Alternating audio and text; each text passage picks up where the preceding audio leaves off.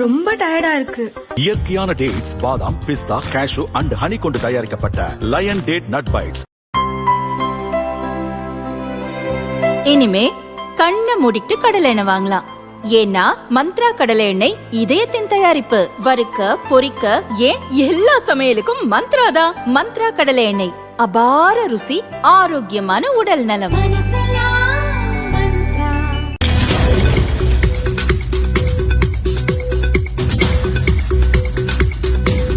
ஒவ்வொரு வாக்கும் மிக முக்கியம் என்பதை உணர்ந்து பணியாற்ற வேண்டும். தேர்தல் முடிவுகள் வரும்போது ஒவ்வொரு தொகுதியாக, வாக்குச்சாவடி வாரியாக நாம் பெற்ற வாக்குகளை அலசி ஆராய்வேன் என முதல்வர் ஸ்டாலின் முகவர்களுக்கு அறிவுறுத்தியுள்ளார். டெல்லியில் இருந்து நம்மை ஆட்டி படைக்க முடியும் என திட்டம் திட்டுகின்றனர். அந்த சதி திட்டத்தை வீழ்த்த நம்மால் தான் முடியும்.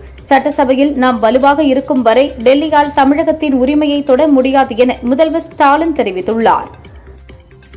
அதிமுகவை போல் பாமகவை பிளவுபடுத்த விஷமிகள் முயன்றனர்.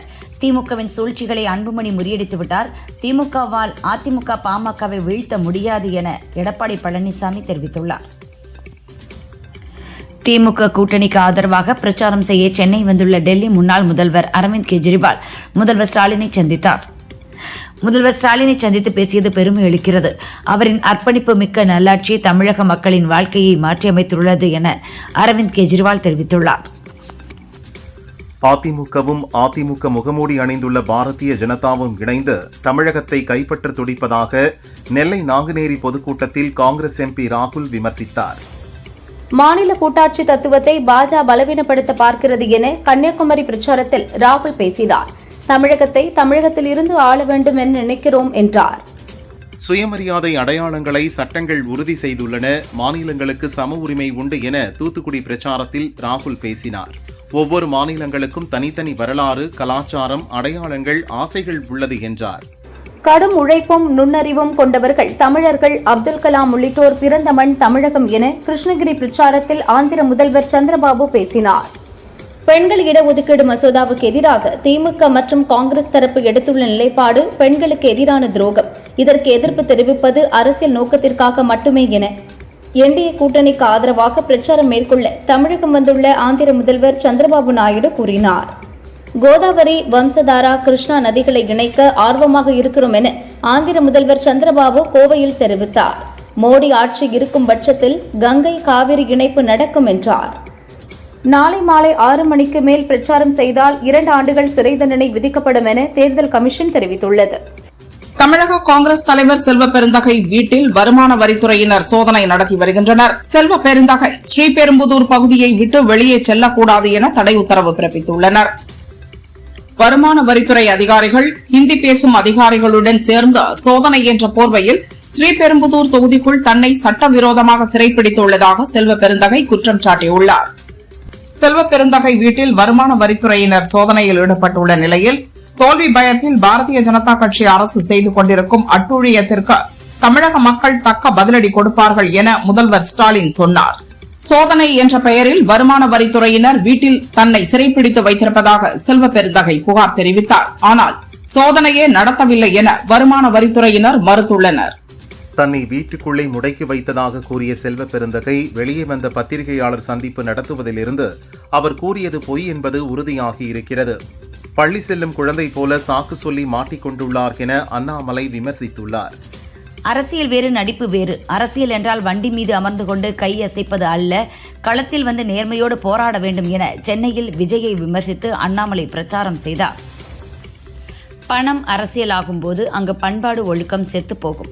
பணம் அரசியலானால் அங்கு மக்கள் சேவை சேர்த்து லாப தேவை வந்துவிடும் என சீமான் தெரிவித்துள்ளார். தொகுதி மறுவரையறையை வைத்து தமிழக மக்களை முதல்வர் ஸ்டாலின் திசை திருப்ப பார்க்கிறார்.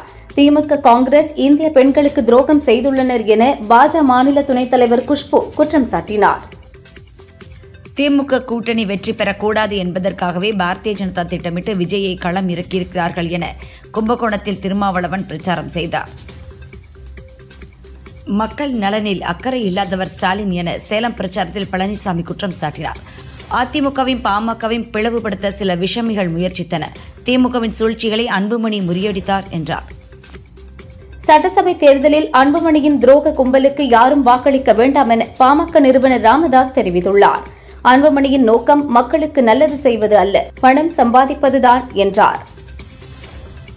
மத வழிபாட்டு இடங்களுக்குள் கட்சி அடையாள சின்னத்துடன் சென்று ஓட்டு கேட்கக்கூடாது என்பது தேர்தல் விதி. இதை மீறிய விஜய் மீது தேர்தல் ஆணையம் நடவடிக்கை எடுக்க வேண்டுமென மார்க்சிஸ்ட் கட்சி மாநில செயலாளர் சண்முகம் வலியுறுத்தியுள்ளார்.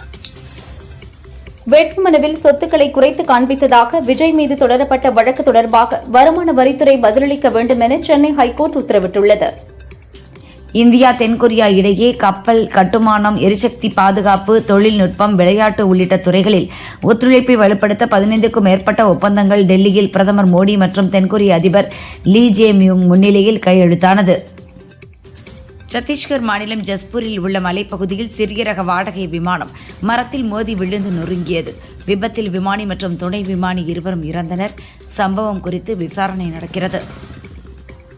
இலங்கை சென்றுள்ள இந்திய துணை ஜனாதிபதி சி.பி. ராதாகிருஷ்ணனை அந்நாட்டு தொழிலாளர் காங்கிரஸ் தலைவர் செந்தில் தொண்டமான் சந்தித்தார். அங்குள்ள இந்திய வம்சாவளியைச் சேர்ந்த குடும்பத்தினருக்கு தேவையான உதவிகள் செய்ய கோரிக்கை விடுத்தார். இந்திய முப்படைகளின் தலைமை தளபதி அனில் சௌஹான் முதல் முறையாக பிரிட்டனுக்கு 3 நாள் அரசுமுறை பயணம் மேற்கொண்டுள்ளார். அந்நாட்டு தலைமை தளபதி ரிச்சர்ட் நைட்டனை சந்தித்து இரு நாடுகள் இடையேயான ராணுவ பயிற்சி செயல்பாடுகள் குறித்து அனில் சௌஹான் ஆலோசித்தார். ஏப்ரல் 22ஆம் தேதியுடன் இருவார கால போர் நிறுத்தம் முடிவுக்கு வர உள்ளது. இந்நிலையில் அமெரிக்காவுடன் பேச்சுவார்த்தை நடத்த பாகிஸ்தான் செல்வது குறித்து நாங்கள் எந்த முடிவும் எடுக்கவில்லை என ஈரான் அறிவித்துள்ளது. ஜப்பான் இவாதை மாகாணத்தில் சக்தி வாய்ந்த நிலநடுக்கம் ஏற்பட்டது. இது ரிக்டர் அளவுகோலில் 7.4 பதிவானதாகவும் சக்தி வாய்ந்த நிலநடுக்கம் என்பதால் சுனாமி எச்சரிக்கையும் விடுக்கப்பட்டுள்ளது. டெல்லியிலே நான் உங்களுடைய போர் வீரர். தமிழகத்திற்கும் தமிழ் மண்ணுக்கும் எப்போது தடைகள் வந்தாலும் முதலிலே நின்று போரிட்டு பாதுகாக்கிற போர் வீரனாக நான் இருப்பேன் என தூத்துக்குடி பிரச்சாரத்தில் ராகுல் பேசினார். மகளிர் இடஒதுக்கீட்டை நிறைவேற்ற முடியவில்லை என பிரதமர் வருத்தப்படுகிறார் என குஷ்பு தெரிவித்தார். ஆனால் முதல்வர் வெடிவெடித்து கொண்டாடுகிறார். முதல்வரின் வீட்டில் உள்ள பெண்களுக்கு ஒரு நியாயம், சாமானிய பெண்களுக்கு ஒரு நியாயமா என கேட்டார். பழனிசாமி 2 வாரத்தில் தமிழக முதல்வர் ஆவார் என சேலம் பிரச்சாரத்தில் அன்புமணி பழனிசாமியை ஆதரித்து பேசினார். பழனிசாமி முதல்வரானால்தான் பெண்களுக்கு பாதுகாப்பு கிடைக்கும் என்றார். விருதுநகர் அருகே பட்டாசு ஆலை வெடிவிபத்தில் இறந்தவர்கள் செய்தி வேதனை அளிக்கிறது என இந்திய கம்யூனிஸ்ட் மாநில செயலாளர் வீரபாண்டியன் தெரிவித்துள்ளார். பட்டாசு தொழிலில் விபத்து நடக்காமல் இருக்க பாதுகாப்பு நடவடிக்கைகளை உறுதி செய்ய வேண்டும் என்றார். வருமான தகவலை அதிமுக வேட்பாளர் சுந்தர் சி மறைத்ததாக மதுரையைச் சேர்ந்த மனுதாரர் சசிகலா தொடர்ந்த வழக்கை சென்னை ஹைகோர்ட் தள்ளுபடி செய்து வருமான வரித்துறையை அணுக உத்தரவிட்டுள்ளது. பங்குதாரராக உள்ள நிறுவனங்களின் விவரங்களை வேட்புமனுவில் சுந்தர் சி மறைத்ததாக மனுதாரர் வழக்கு தொடர்ந்துள்ளார்.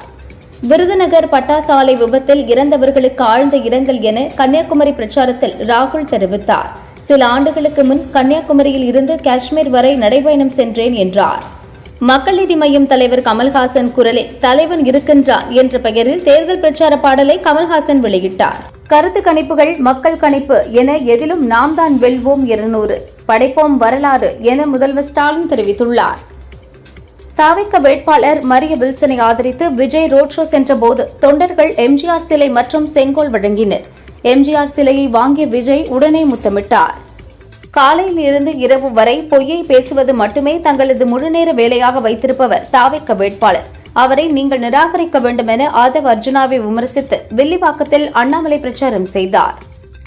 கோவை தெற்கு தொகுதி தாவேக வேட்பாளர் செந்தில்குமார் ரேஸ்கோர்ஸ் பகுதியில் ரோபோவை பயன்படுத்தி புதுமையான முறையில் ஓட்டு சேகரித்தார். அந்த வழியாக வாக்கிங் சென்றவர்களும் வாகன ஓட்டிகளும் ரோபோவுடன் செல்ஃபி எடுத்து மகிழ்ந்தனர். தமிழகத்தின் உளவுத்துறை ஐஜி மாற்றப்பட்டதற்கு திமுக கண்டனம் தெரிவித்துள்ளது. தேர்தல் நடத்தை விதிகளுக்கும் ஐஜி மாற்றத்திற்கும் என்ன தொடர்பு இருக்கிறது? மக்கள் பிரதிநிதித்துவ சட்டத்தை தவறாக பயன்படுத்தி தமிழகத்தில் உள்ள அதிகாரிகள் மாற்றப்படுகின்றனர் என குற்றம் சாட்டியுள்ளது. எங்கள் வீட்டில் வருமான வரி சோதனை எதுவும் நடைபெறவில்லை என அழகிரி மகள் கயல்விழி தெரிவித்தார். வருமான வரித்துறை சோதனைக்கும் தன் குடும்பத்துக்கும் சம்பந்தம் இல்லை என விளக்கம் அளித்தார். திமுக வேட்பாளர்கள் போட்டியிடும் தொகுதிக்கு சென்று வாக்கு சேகரிக்கிறேன், உதயசூரியனாகவே மாறிவிட்டேன் என விழுப்புரம் பிரச்சாரத்தில் பிரேமலதா பேசினார். கூட்டணி தர்மத்தை மதிக்கிற கட்சி தேமுதிக என்றார். காரைக்குடியில் உள்ள கார்த்தி எம்பி அலுவலகத்தில் பணப்பட்டுவாடா நடப்பதாக வந்த புகாரை அடுத்து பறக்கும் படை அதிகாரிகள் அங்கு சோதனை நடத்தினர். சோதனையில் ரூபாய் 13 லட்சம் பணம் பறிமுதல் செய்யப்பட்டது. கைப்பற்றிய பணத்தை அதிகாரிகள் கருவூலத்துக்கு கொண்டு சென்றபோது பணப்பை பறிக்கப்பட்டது பரபரப்பை ஏற்படுத்தியுள்ளது. தமிழகத்தின் வளர்ச்சியில் அதிமுகவுக்கு மிகப்பெரிய பங்கு உள்ளது. அதிமுக தலைவர்கள் ஒரு காலத்தில் தமிழகத்தின் பிரதிநிதிகளாக இருந்தனர். தங்களது ஊழல் காரணமாக பாரதிய ஜனதா பிடியில் சிக்கி உள்ளனர் என தேர்தல் பிரச்சாரத்தில் ராகுல் கூறினார். சென்னை பொன்னேரி தொகுதியில் ரோட் ஷோவில் ஈடுபட்டிருந்த தாவேக தலைவர் விஜய் திருமணமான கையோடு சாலையோரம் நின்றிருந்த தம்பதியை கண்டதும் வேனில் ஏற்றி வாழ்த்தினார். வாக்குச்சாவடியின் திமுக முகவர்கள் 75,000 பேரிடம் கட்சியின் தலைவர் ஸ்டாலின் ஆலோசனை நடத்தினார். வாக்குச்சாவடி பணிகள் குறித்து முகவர்களுக்கு அறிவுறுத்தினார். கரூர் தொகுதிக்கு உட்பட்ட தான்தோன்றி மலையில் நோட்டீஸ் வழங்குவதில் திமுக அதிமுகவினரிடையே மோதல் ஏற்பட்டது. சமரசம் செய்யப்போன அதிமுக வேட்பாளர் MR விஜயபாஸ்கரை திமுகவினர் தாக்க முயன்றனர். போலீசார் விசாரிக்கின்றனர். நாம் அளிக்கும் வாக்குறுதிகள் வெறும் சொற்களாக அல்ல, செயலால் நிரூபிக்கப்படும் நம்பிக்கையாக இருக்கும் என பாரதிய ஜனதா தலைவர் நயினார் நாகேந்திரன் தெரிவித்துள்ளார்.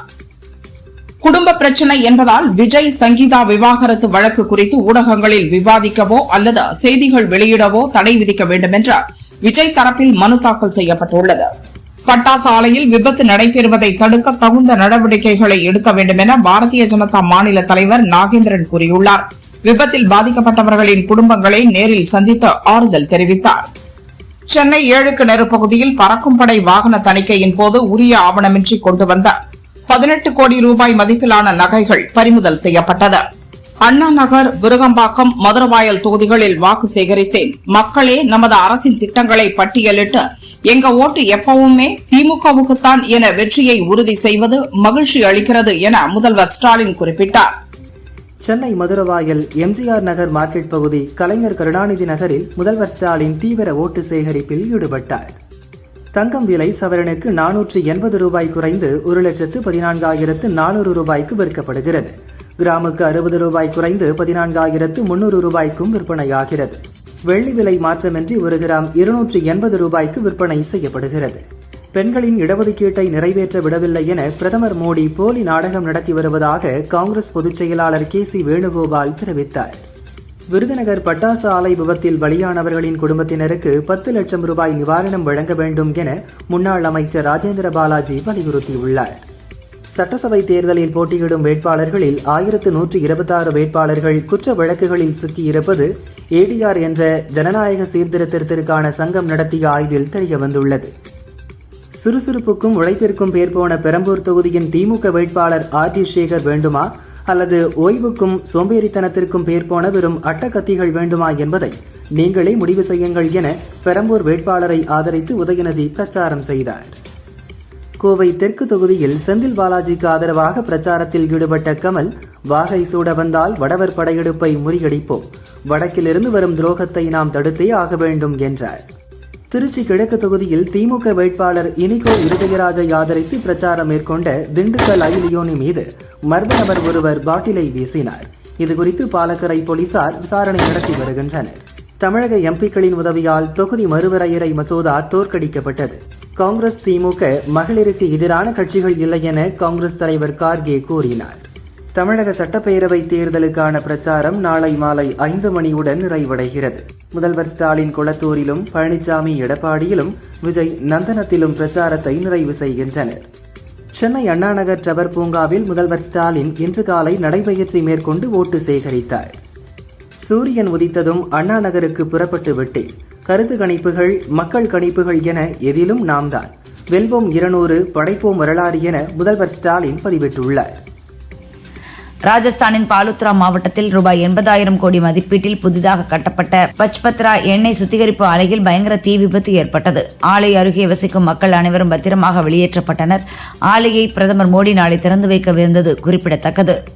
ஜம்மு காஷ்மீரின் உதம்பூர் மாவட்டம் ககூர் கிராமத்திற்கு அருகே இன்று காலை மலைப்பாதையில் சென்ற பஸ் கொண்டை ஊசி வளைவில் உருண்டு விழுந்து விபத்துக்குள்ளானது. இதில் 15 பேர் உயிரிழந்தனர் மற்றும் 20 பேர் காயமடைந்தனர். மத்திய பாதுகாப்புத்துறை அமைச்சர் ராஜ்நாத் சிங் 3 நாட்கள் அரசுமுறை சுற்றுப்பயணமாக நாளை ஜெர்மனி செல்கிறார். அந்நாட்டின் பாதுகாப்புத்துறை அமைச்சர் போரிஸ் பிஸ்டோரியஸ் மற்றும் பிற மூத்த தலைவர்களை அவர் சந்தித்து பேச இருப்பதாக பாதுகாப்புத்துறை அமைச்சகம் தெரிவித்துள்ளது. மேற்கு வங்கத்தில் தனது சூறாவளி பிரச்சாரத்திற்கிடையே தெருவோர கடை ஒன்றில் திடீரென காரை நிறுத்தி மசாலா பொரியை ருசித்தார் பிரதமர் மோடி. இது தொடர்பான புகைப்படங்கள் மற்றும் வீடியோவை தனது எக்ஸ் பக்கத்தில் பதிவிட்டார். தமிழகத்தில் அதிமுக வெற்று கூடாக மாறிவிட்டது. பாரதிய ஜனதாவின் கருவியாக மாறி அக்கட்சியிடம் அதிமுக சரணடைந்து விட்டது. அதிபர் டிரம்ப் பிரதமர் மோடியை கட்டுப்படுத்துவது போல் பாரதிய ஜனதா அதிமுகவை கட்டுப்படுத்துகிறது என கன்னியாகுமரி பிரச்சாரத்தில் காங்கிரஸ் எம்பி ராகுல் கூறினார். முருகனின் 5ஆம் படை வீடான திருத்தணி கோயிலில் 11 நாட்கள் நடக்கும் சித்திரை பிரம்மோற்சவ விழா நாளை கொடியேற்றத்துடன் துவங்குகிறது. விழாவின் முக்கிய நிகழ்வான தேரோட்டம் 27ஆம் தேதியும் திருக்கல்யாணம் 29ஆம் தேதியும் நடக்கிறது.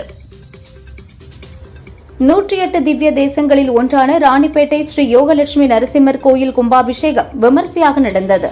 விழாவில் பொதுமக்களுக்கு அனுமதி மறுக்கப்பட்டதால் படிக்கட்டுகளில் நின்று பக்தர்கள் சாமி தரிசனம் செய்தனர். காஞ்சிபுரம் சங்கர மடத்தின் 71வது மடாதிபதி சத்ய சந்திரசேகரேந்திர சரஸ்வதி சுவாமிகள் தீட்சை பெற்ற முதலாம் ஆண்டு நிறைவு விழா காஞ்சி காமாட்சியம்மன் கோவிலிலும் சங்கர மடத்திலும் இன்று நடைபெற்றது. மடாதிபதிகள் சிறப்பு பூஜைகள் செய்து வழிபட்டனர். கேரள மாநிலம் எர்ணாகுளம் மாவட்டத்தில் உள்ள காலடி ஸ்ரீ கிருஷ்ணன் கோயிலில் அட்சய திருதியை விழாவை முன்னிட்டு மகாலட்சுமிக்கு தங்க நெல்லிக்கனி அபிஷேகம் நடைபெற்றது. 32 அர்ச்சகர்கள் 10,008 முறை கனகதாரா ஸ்தோத்திரம் பாராயணம் செய்தனர். சட்டசபை தேர்தல் நாளில் ஓட்டு போட செல்லும் முதியவர்கள், மாற்றுத்திறனாளிகள் சாதாரண கட்டண பஸ்களில் கட்டணமின்றி பயணம் செய்யலாம் என சென்னை மாநகர போக்குவரத்து கழகம் அறிவித்துள்ளது. சாதி மதமற்றவர் என சான்று வழங்க கோரி நடிகர் பார்த்திபன் தொடர்ந்த வழக்கில் அவருக்கு சாதி மதமற்றவர் என்ற சான்றிதழை ஒரு வாரத்தில் வழங்க வேண்டும் என சோழிங்கநல்லூர் வட்டாட்சியருக்கு சென்னை ஹைகோர்ட் உத்தரவிட்டுள்ளது. திருவண்ணாமலை மாவட்டம் செய்யார் அருகே தாவேக வேட்பாளர் உதயகுமார் வீட்டின் முன்பு மர்ம நபர்கள் பெட்ரோல் குண்டு வீசி உள்ளனர். இதுகுறித்து அனகாவூர் போலீசார் விசாரணை நடத்தி வருகின்றனர். மேட்டுப்பாளையம் அரசு பஸ் கண்டக்டர் அறிவழகன் என்பவர் 100% வாக்களிப்பதன் அவசியத்தை வலியுறுத்தி சுமார் 8 கிலோமீட்டர் தொலைவுக்கு பின்னோக்கி நடந்து சென்று சிலம்பம் சுற்றி அனைவரும் வாக்களிக்க விழிப்புணர்வு ஏற்படுத்தினார். பெல்ஜியத்தில் நடைபெற்ற 24H சீரிஸ் தொடர் GT3 Pro பிரிவில் 2ஆம் இடம் பிடித்து இந்தியாவிற்கு பெருமை பெல்ஜியத்தில் நடைபெற்ற 24H சீரிஸ் தொடர் GT3 Pro பிரிவில் 2ஆம் இடம் பிடித்து இந்தியாவிற்கு பெருமை சேர்த்துள்ள அஜித்குமார் ரேசிங் அணிக்கு வாழ்த்துகளும் பாராட்டுகளும் குவிகிறது. செங்கல்பட்டு கோர்ட்டில் தாவேக தலைவர் விஜய் மனைவி சங்கீதா தொடர்ந்த விவாகரத்து வழக்கின் விசாரணைக்கு கணவன் மனைவி இருவரும் வீடியோ கான்பரன்ஸ் மூலம் கோர்ட்டில் ஆஜராகினர். தொடர்ந்து வழக்கு விசாரணை ஜூன் 15ஆம் தேதிக்கு ஒத்திவைக்கப்பட்டது. விருதுநகர் பட்டாசு ஆலை விபத்தில் பலியான 25 பேரில் 21 பேர் பெண்கள். இதில் சேர்வைக்காரன்பட்டி கிராமத்தில் மட்டும் 18 பெண்கள் மற்றும் ஒரு ஆண் பலியாகினார். ஒரே கிராமத்தில் 19 பேர் இறந்த சம்பவம் பெரும் சோகத்தை ஏற்படுத்தியுள்ளது. விருதுநகர் பட்டாசு ஆலை வெடி விபத்தில் பலியானவர்களின் குடும்பத்தில் தலா 5,50,000 ரூபாய் வழங்க உள்ளதாக பட்டாசு உற்பத்தியாளர்கள் சங்கம் தெரிவித்துள்ளது. 5 மாநில தேர்தல் தேதி அறிவிக்கப்பட்ட மார்ச் 15ஆம் தேதியிலிருந்து இதுவரை 11,000 சட்டவிரோத சமூக வலைதள பதிவுகள் மற்றும் இதர உள்ளடக்கங்கள் மீது நடவடிக்கை எடுத்துள்ளதாக தேர்தல் கமிஷன் தெரிவித்துள்ளது. ஏப்ரல் 23ஆம் தேதி வாக்குப்பதிவை முன்னிட்டு கொடைக்கானல் தூண்பாறை, குணா குகை, பைன் மரக்காடுகள், மோயர் சதுக்கம், வேரிசம் ஏரி போன்ற சுற்றுலா தலங்கள் மூடப்படும் என அறிவிக்கப்பட்டுள்ளது. கோடை வெயில் கொளுத்தும் சூழலில் சென்னைக்கு குடிநீர் வழங்கும் செம்பரம்பாக்கம், புழல், பூண்டி, சோழவரம் மற்றும் கண்ணன்கோட்டை ஆகிய 5 ஏரிகளில் 70% நீரிருப்பு உள்ளதாக அதிகாரிகள் தெரிவித்தனர். விருதுநகர் பட்டாசு ஆலை வெடிவிபத்தில் பலியானோருக்கு நிவாரண நிதி வழங்குவதில் தேர்தல் ஆணையம் இன்னும் முடிவெடுக்காத நிலையில் நிவாரண நிதி வழங்கப்படும் வரை உடல்களை வாங்கப் போவதில்லை என இறந்தவர்களின் குடும்பத்தினர் தெரிவித்துள்ளனர். தமிழகத்தின் மேற்கு தொடர்ச்சி மலை மாவட்ட பகுதிகள் மற்றும் தென் மாவட்டங்களின் கடலோர பகுதிகளில் இன்றும் நாளையும் மிதமான மழை பெய்ய வாய்ப்புள்ளதாக வானிலை ஆய்வு மையம் தெரிவித்துள்ளது. விருதுநகர் பட்டாசு ஆலை வெடிவிபத்தில் உயிரிழந்தோர் எண்ணிக்கை 25ஆக அதிகரித்துள்ளது. 20 பேரின் உடல்கள் அடையாளம் காணப்பட்டு பிரேத பரிசோதனை செய்யப்பட்டுள்ளது. டைட்டானிக் கப்பலில் உயிர் பிழைத்த பயணிகள் அணிந்திருந்த லைஃப் ஜாக்கெட் அமெரிக்காவில் ரூபாய் 8.39 கோடிக்கு ஏலம் போனது. அமெரிக்க போர்க்கப்பல்கள் மீது பதிலடி தாக்குதல் நடத்தியதாக ஈரான் அறிவித்துள்ளது.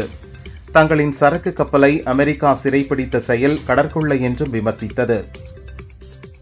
அமெரிக்க போர்க்கப்பல்களின் முற்றுகை நீடிக்கும் வரை ஹார்முஸ் நீரிணையை திறக்க மாட்டோம் என்று ஈரான் திட்டவட்டமாக தெரிவித்துள்ளது. IPL வரலாற்றில் முதல் 6 போட்டிகளில் தொடர் வெற்றி பெற்ற முதல் அணி என்ற சாதனையை கேப்டன் ஸ்ரேயாஸ் ஐயர் தலைமையிலான பஞ்சாப் கிங்ஸ் பெற்றுள்ளது.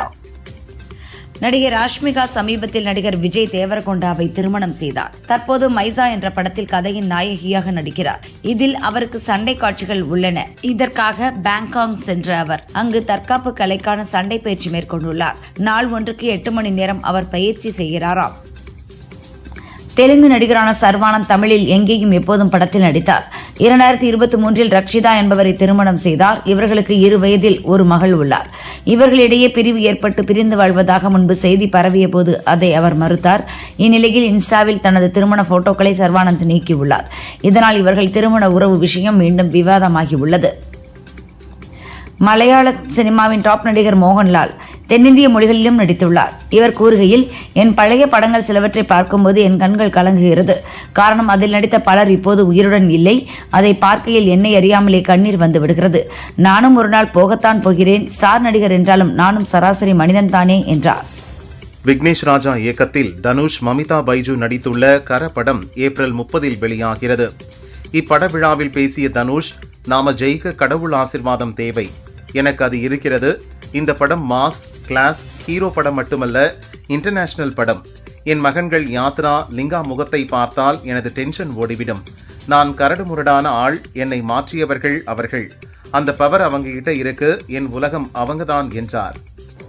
காமெடி குணச்சித்திர நடிகராக வலம் வரும் காளி வெங்கட் அவ்வப்போது கதை நாயகனாகவும் நடிக்கிறார். விஜய் கார்த்திகேயன் இயக்கும் பெயரிடப்படாத படத்தில் அடுத்து நடிக்கிறார்.